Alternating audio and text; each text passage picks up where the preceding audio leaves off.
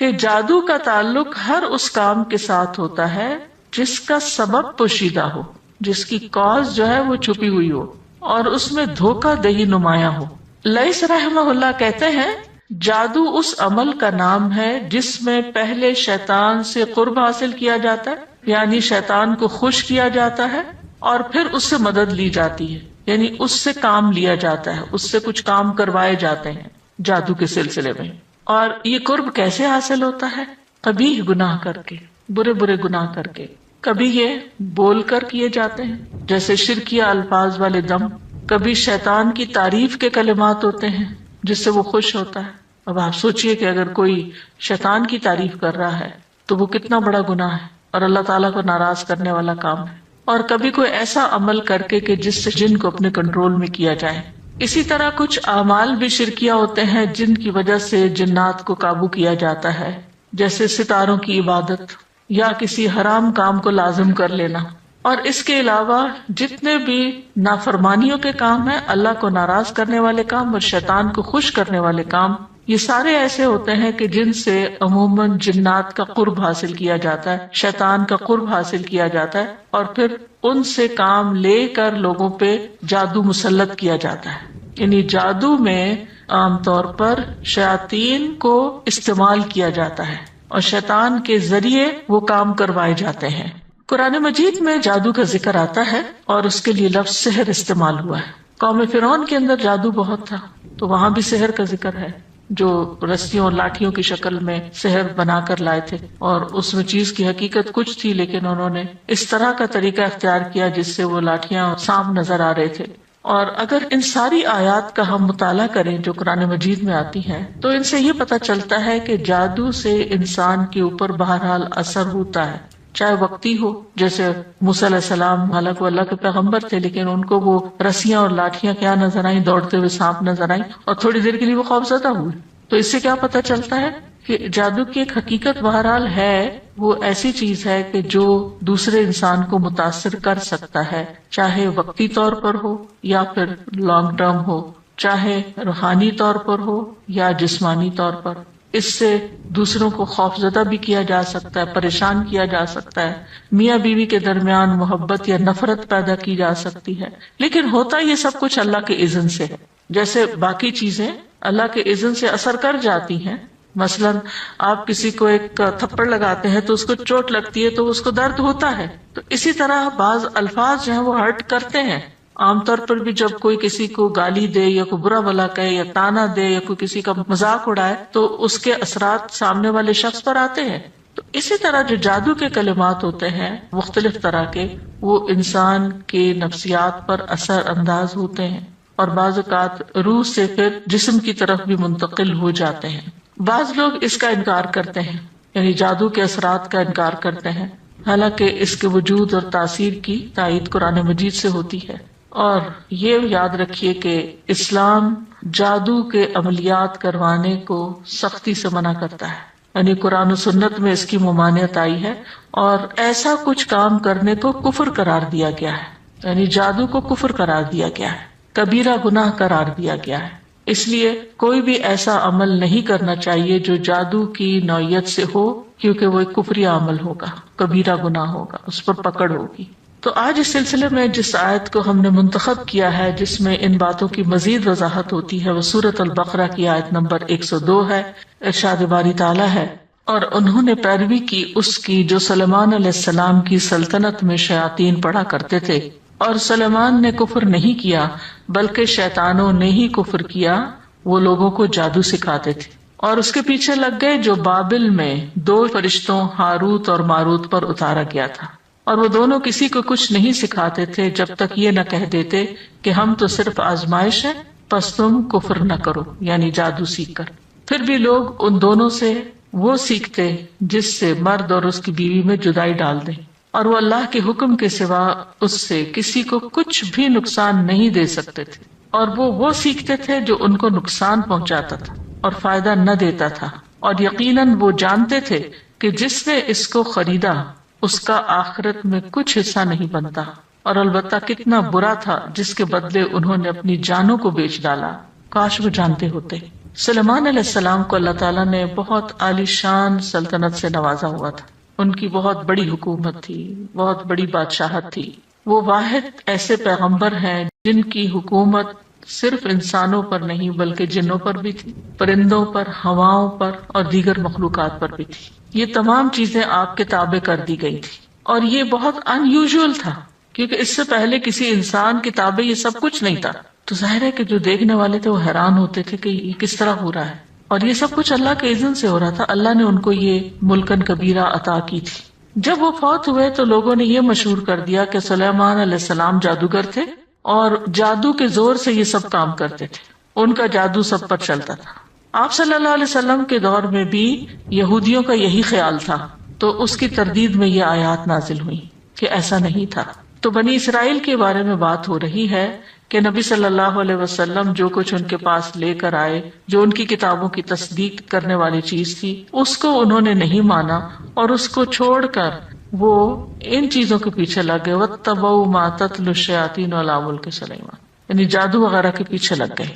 اور ویسے بھی جس قوم میں بھی زوال آتا ہے وہ اعلیٰ چیزوں کو چھوڑ کر ادنا کی طرف جاتی ہے. تو وَاتَّبَعُوا اشارہ ہے یہود کی طرف، اور انہوں نے پیروی کی، یعنی یہود نے پیروی کی کس چیز کی؟ ما تتلو الشیاطین، جو پڑھتے تھے شیاطین، یا جس کے پیچھے لگ گئے تھے کہ تلا یتلو تلون کا معنی پیروی کرنا بھی ہوتا ہے، پیچھے پیچھے آنا. علی ملک سلیمان، سلیمان علیہ السلام کی بادشاہت میں، یعنی ان کے دور میں، ان کی بادشاہت پر نہیں، یعنی شیاطین نہیں پڑھتے تھے بلکہ ان کے دور میں یہ سب ہوتا تھا. یعنی ان یہود نے اللہ کی کتاب اور اللہ کے عہد کی کوئی پرواہ نہیں کی، لیکن اس کے برعکس وہ شیطان کے پیچھے لگ کر جادو ٹونے پر عمل کرتے رہے. اور یہ سلیمان علیہ السلام کے عہد میں بھی ہو رہا تھا. سلیمان علیہ السلام کے عہد میں بھی جادوگری کا سلسلہ بہت عام ہو گیا تھا. تو جب سلیمان علیہ السلام نے دیکھا کہ لوگ بہت زیادہ اس میں انٹرسٹ لے رہے ہیں، تو انہوں نے کیا کیا کہ لوگوں کی ایسی کتابیں، ایسا کلام، ایسی چیزیں ان سے لے کے اس کو اپنی کرسی کے نیچے یا اپنی سلطنت کے جو مرکز تھا اس میں نیچے کہیں زمین میں دفن کر دیا کہ کسی کے پاس نہ جا سکے. وہ یعنی اپنے تخت کے نیچے ان کو دفن کر دیا.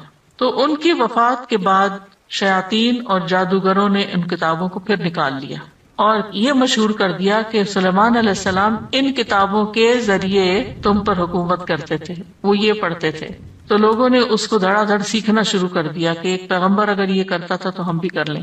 کس طرح چیزیں غلط طور پر منسوخ ہو جاتی ہیں. تو اللہ تعالیٰ نے اس کی تردید کی، فرمایا وما کفر سلیمان، سلیمان علیہ السلام نے کفر نہیں کیا تھا. یہاں کفر سے مراد کیا؟ جادو. یعنی سلیمان علیہ السلام نے جادو کے بل پر، جادو کے زور سے حکومت نہیں کی تھی.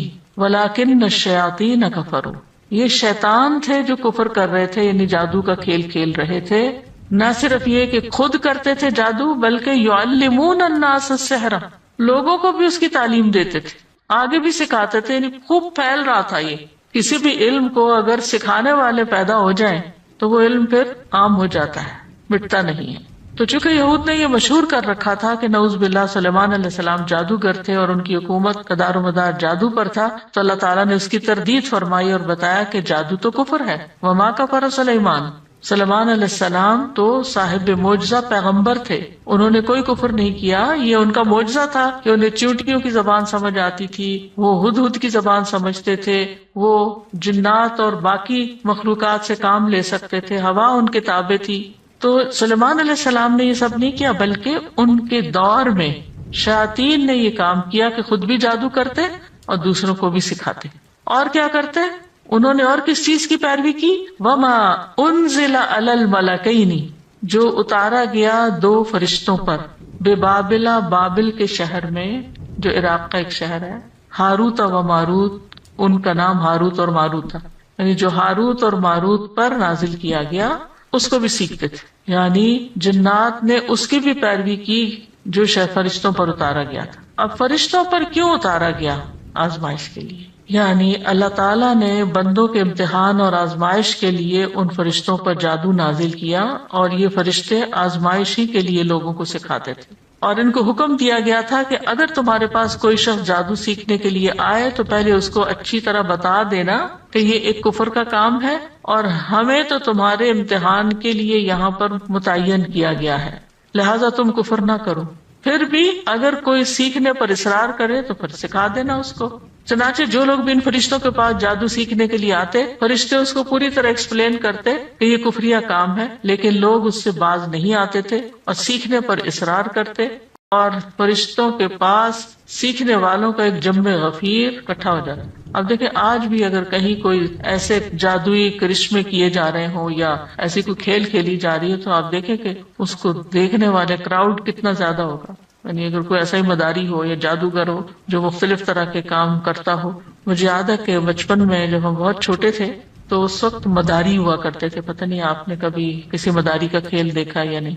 اور بیسیکلی وہ مداری جادوگروں کی ایک قسم ہوتی تھی، اور ہر جمعے کے دن جمعے کی نماز سے پہلے، کیونکہ جمعے کو اس وقت مارکیٹ بند ہوتی تھی تو ہمارا گھر مارکیٹ کے اوپر تھا، تو خالی سڑکیں ہوتی تھی اور خالی جگہ ہوتی تھی، تو وہ آ کے پورا ایک شو لگاتے تھے اور اس میں اتنا کراؤڈ ہوتا تھا، ہم تو اوپر سے دیکھ رہے ہوتے تھے اور ہر جمعے بچے بڑے چھوٹے سب وہ تماشا دیکھ رہے ہوتے تھے۔ اس میں کبھی وہ بچے سے بکرا نکال لیتے، کسی بچے کو لٹا کے چادر دے کے، پھر پتہ نہیں کیا پڑھتے کیا کرتے، کبھی ادھر جاتے کبھی ادھر جاتے، کبھی کوئی بات کراؤڈ سے کرتے، پھر ان سے پیسے لیتے جو تماشبین آتے تھے۔ ٹکٹ تو نہیں ہوتے تھے اس زمانے میں، لیکن یہ کہ کمانے کا یہ ایک ذریعہ بنا ہوا تھا اور لوگ بھی بڑے خوش ہو کے اس کھیل کو دیکھتے تھے۔ آج کل تو اور طرح کے کھیل دیکھے جاتے ہیں، تو پہلے زمانے میں سے کبڈی اور اس طرح کے کھیل لوگ کھیلتے تھے تو وہ دیکھتے تھے۔ تو بہرحال اس قسم کے کام جب وہ فرشتے ان کو سکھاتے تو بے شمار لوگ سیکھتے۔ آج بھی لوگوں کو پتہ ہونے کے باوجود کہ یہ گناہ کبیرہ ہے، پھر بھی لوگ باز نہیں آتے اور جادو کرنے کرانے کے لیے کسی نہ کسی ایسے شخص کے پاس پہنچ جاتے ہیں جو ان کو بیوقوف بناتا ہے، ان سے پیسے لوٹتا ہے اور ان کا دین ایمان خراب کرتا ہے۔ تو یہ ساری چیزیں دراصل انسان کے لیے ایک امتحان ہوتی ہیں، ایک آزمائش ہوتی ہے۔ وَمَا يُعَلِّمَانِ مِنْ أَحَدٍ، اور وہ کسی کو نہیں تعلیم دیتے تھے، حَتَّى يَقُولَا، یہاں تک کہ وہ دونوں کہتے، إِنَّمَا نَحْنُ فِتْنَةٌ، کہ ہم تو تمہارے لیے ایک آزمائش ہے، فَلَا تَكْفُرْ، تم کفر مت کرو۔ یعنی آزمائش کیوں رکھی گئی؟ تاکہ لوگوں کو پتہ چل جائے کہ جادو کیا ہوتا ہے اور پیغمبر کی تعلیم کیا ہوتی ہے۔ یہ بھی ایک مقصد تھا فرشتوں کو بھیجنے کا، کیونکہ وہ لوگ کہتے تھے کہ سلیمان علیہ السلام نے جادو کیا، تو نہیں، سلیمان علیہ السلام جو کچھ کر رہے تھے وہ جادو نہیں تھا، یہ فرشتے جادو سکھا رہے تھے۔ ایک طرف پیغمبر کی تعلیم ہے اور ایک طرف فرشتے باقاعدہ جادو کر کے دکھا رہے ہیں کہ یہ جادو ہوتا ہے، اور وہ پیغمبر کی تعلیم ہوتی ہے تاکہ دونوں کے درمیان فرق بھی پتہ چل جائے۔ تو فلا تکفر، تم کفر نہیں کرو، تو اس سے صاف پتہ چلتا ہے کہ جادو کا سیکھنا اور سکھانا کفر ہے۔ لیکن فَيَتَعَلَّمُونَ مِنْهُمَا، پھر بھی لوگ ان سے سیکھ رہے تھے۔ کیا سیکھتے بھی کیا تھے؟ مَا يُفَرِّقُونَ بِهِ بَيْنَ الْمَرْءِ وَزَوْجِهِ، جس کے ذریعے شوہر اور اس کی بیوی کے درمیان تفرقہ ڈالا جا سکے۔ یعنی ایسا جادو سیکھ لیتے جس کے ساتھ وہ ہسبینڈ وائف کے بیچ میں تفریق یا جدائی ڈال دیتے تھے۔ جادو کے اس قسم کو صرف کہتے ہیں، صاد کے ساتھ۔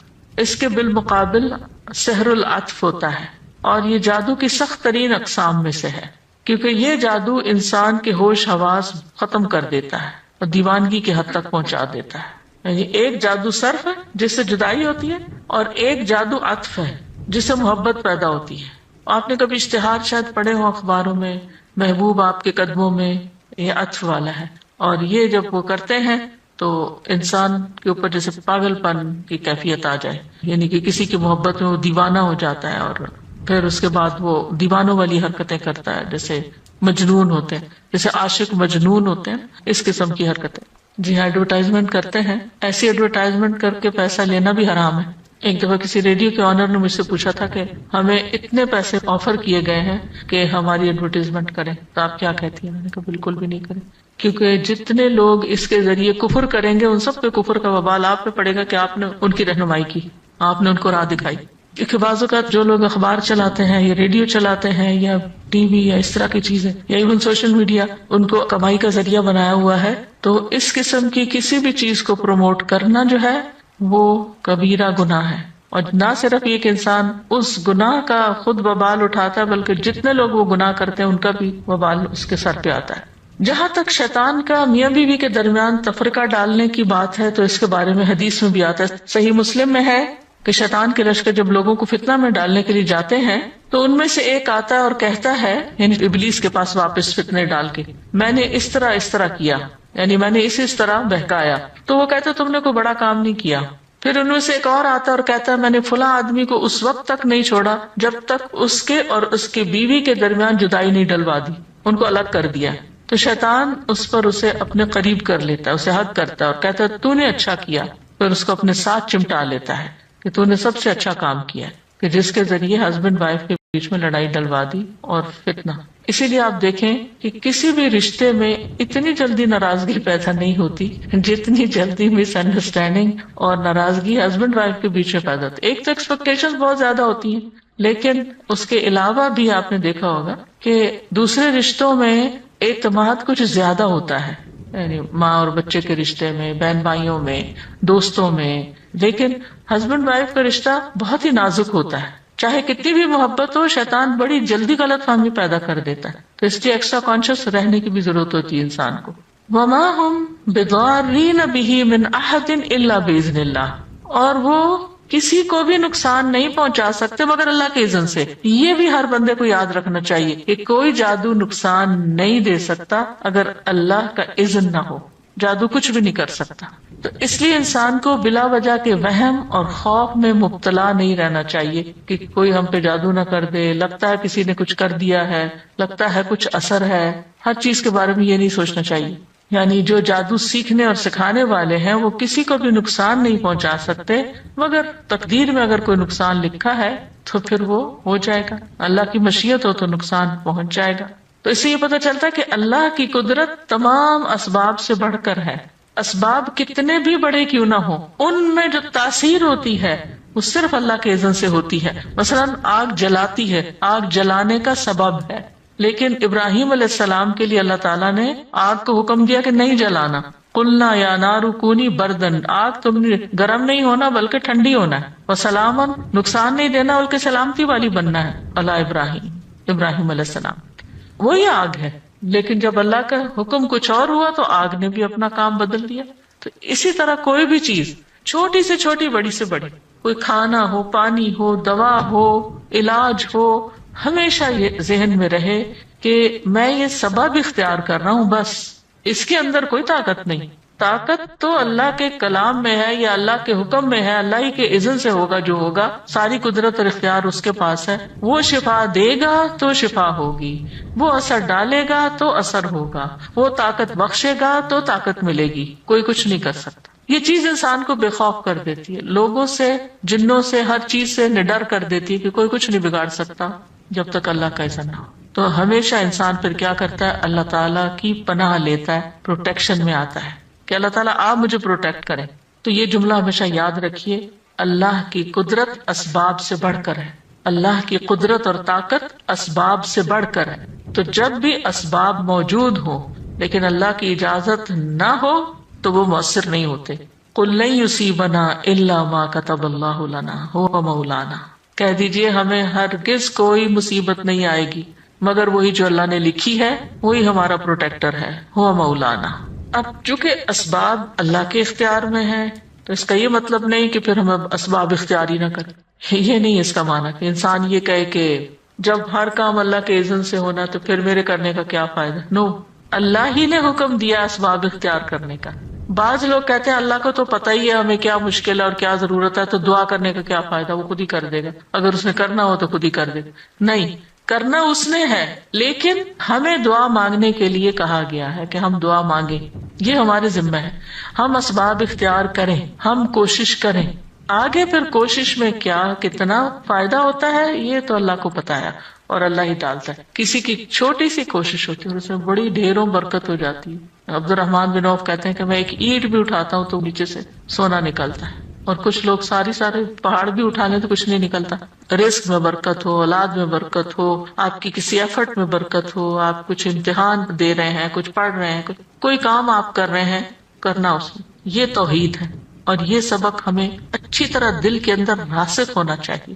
اس لیے انسان بندوں پر ڈیپینڈ نہ کرے، اس کا یہ مطلب نہیں کہ پھر کہہ کہ جائیں سب چلے جائیں، میرا تو کسی سے کوئی تعلق نہیں. اللہ کی خاطر اچھے اخلاق اختیار کرے، میل جول رکھے، اللہ کی خاطر محبت کرے، لیکن توقعات نہ رکھے کہ یہ کچھ کر دیں، کیونکہ جب وہ بےچارے نہیں کر سکتے تو پھر آپ کو مایوسی ہوتی ہے، پھر آپ ان پہ ناراض ہوتے ہیں. تو یہ جو اللہ کی قدرت ہے نا، اور اللہ تعالیٰ کو پہچاننا اور ہر کام میں اس کو یاد رکھنا، یہی عبادت ہے. پھر ہر چیز عبادت بن جاتی ہے جب آپ اس کی خاطر کرتے ہیں اور اس کو یاد رکھ کے کرتے ہیں. تو ہمیں ہمیشہ یاد رکھنا چاہیے کہ ہر نعمت بھی اللہ کی طرف سے، وما بکم من نعمت فمن اللہ، اور تکلیف بھی اللہ کے اذن سے آتی ہے. ما اصاب من مصیبت الا باذن اللہ ومن یؤمن باللہ یہد قلبہ واللہ بکل شیء علیم. جو مصیبت بھی آتی ہے اللہ کے اذن سے آتی ہے، اور جو شخص اللہ پر ایمان لائے تو اللہ اس کے دل کو ہدایت بخش دیتا ہے. جو اللہ پہ بھروسہ کرتا ہے پھر اللہ تعالیٰ اس کے دل کو سیدھا کر دیتا ہے، اس کو اطمینان دے دیتا ہے، صبر دے دیتا ہے، یقین دے دیتا ہے، اور وہ تکلیف کے اندر بھی آرام سے بیٹھا رہتا ہے، کیونکہ اس کو یقین ہوتا ہے کہ میرا رب ہے جو اس تکلیف کو دور کر سکتا ہے، اس پہ قادر ہے. عبداللہ بن مسعود کہتے ہیں وَمَن يُؤْمِن بِاللَّهِ يَهْدِ قَلْبَهُ، یہ وہ شخص ہے کہ جب اس پر کوئی مصیبت آ پڑے تو وہ اس پر بھی راضی رہتا ہے، بلکہ سمجھتا ہے کہ یہ اللہ ہی کی طرف سے، اللہ کے اذن سے آئی ہے، ورنہ نہ آتی.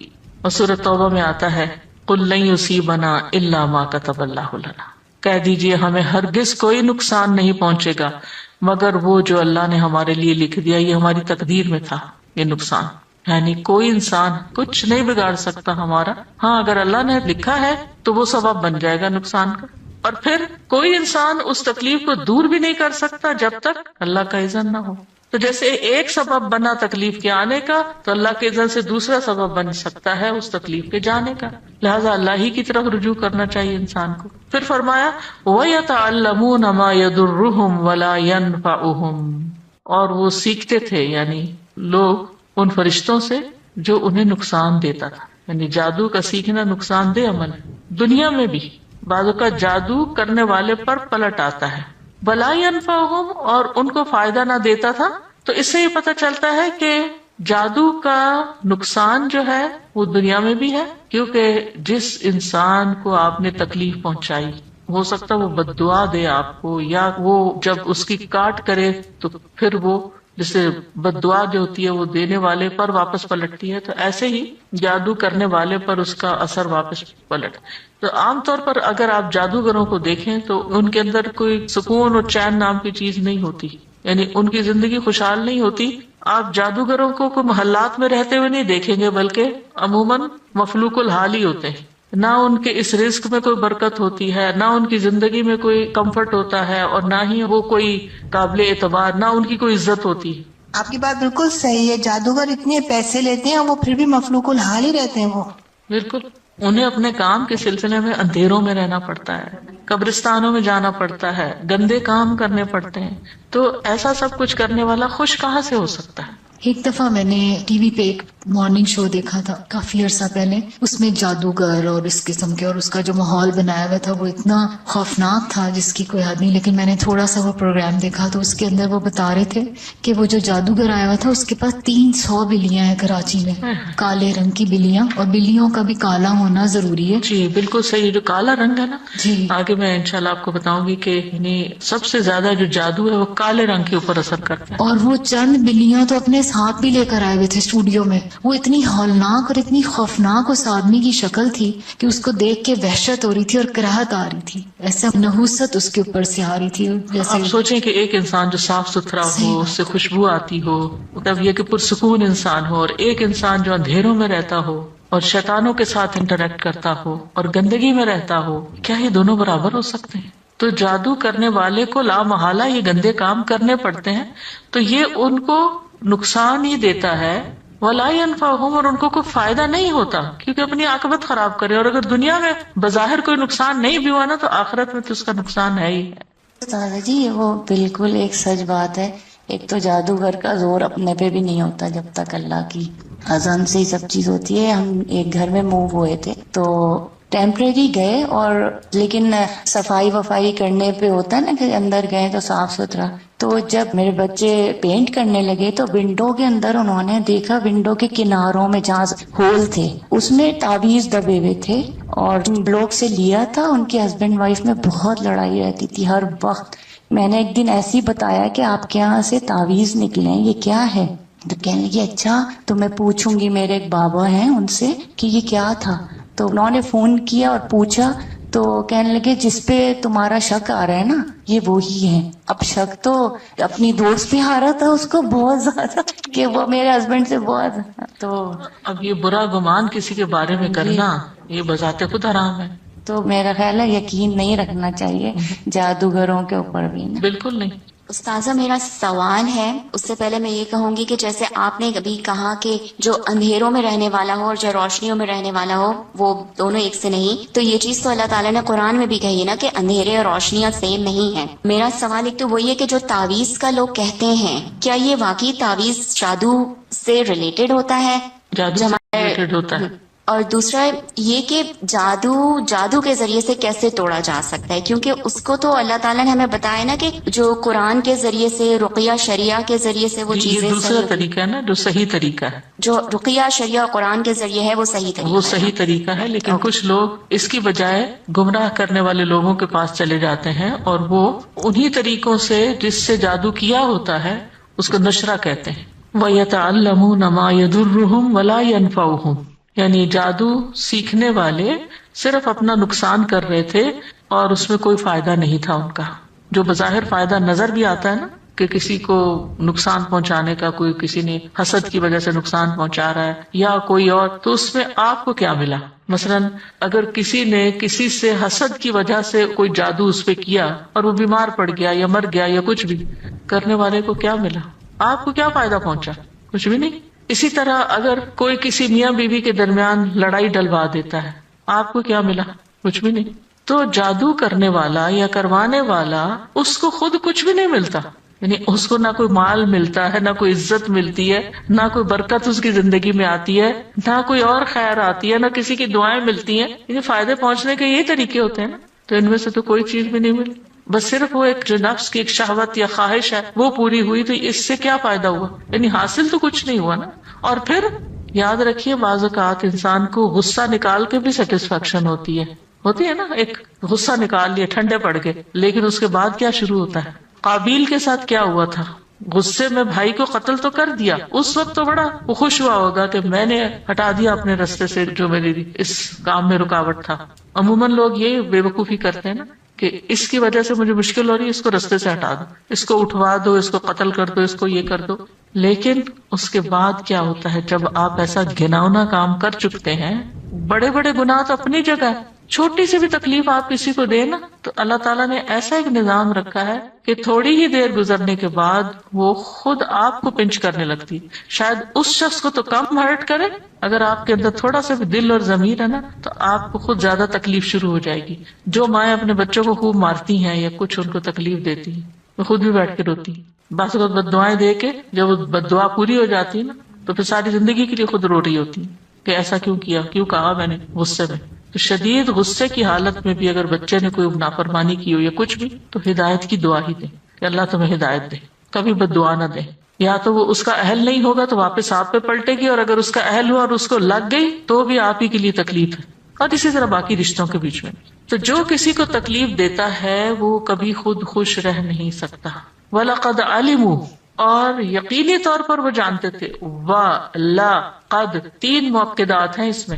واو کا مطلب ہوتا ہے واو قسمیہ ہے، یعنی قسم کھا کے یہ بات کی جاتی.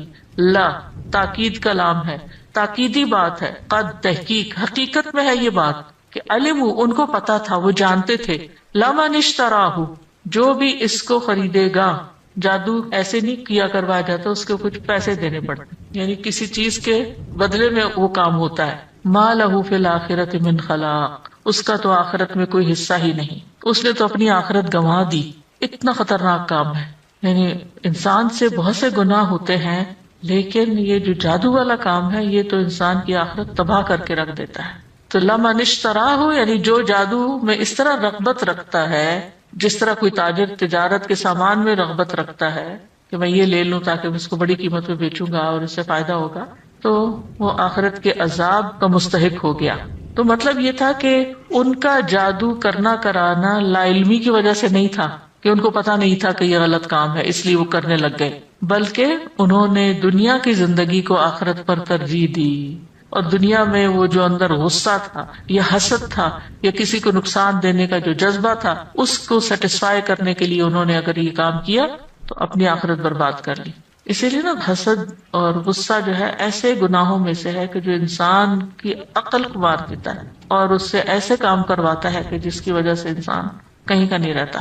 تو بہرحال خلاصہ یہ ہے کہ جادو کا نقصان ہی نقصان ہے، اور نہ ہی اس سے انسان کو آخرت میں کوئی حصہ ملے گا، نہ ہی اللہ کا قرب، نہ ہی وہاں جا کے معافی، اور یہ اور بھی بہت سے گناہوں کو ساتھ سمیٹ لیتا ہے، کیونکہ اس میں شرک ہوتا ہے، کفریہ کلمات ہوتے ہیں، غیر اللہ سے مدد لی گئی ہوتی ہے. بعض اوقات آپ کو پتہ ہے کہ ایسی چیزیں جادوگر لانے کو کہتے ہیں کہ جن کو لانا بھی بہت بڑا کرائم ہوتا ہے. کسی نے ذکر کیا تھا، مجھے پورا کانٹیکس یاد نہیں، کہ اس کے بچے نہیں ہوتے تھے، تو اس کو جادوگر نے کہا کہ تم کسی کا چھوٹا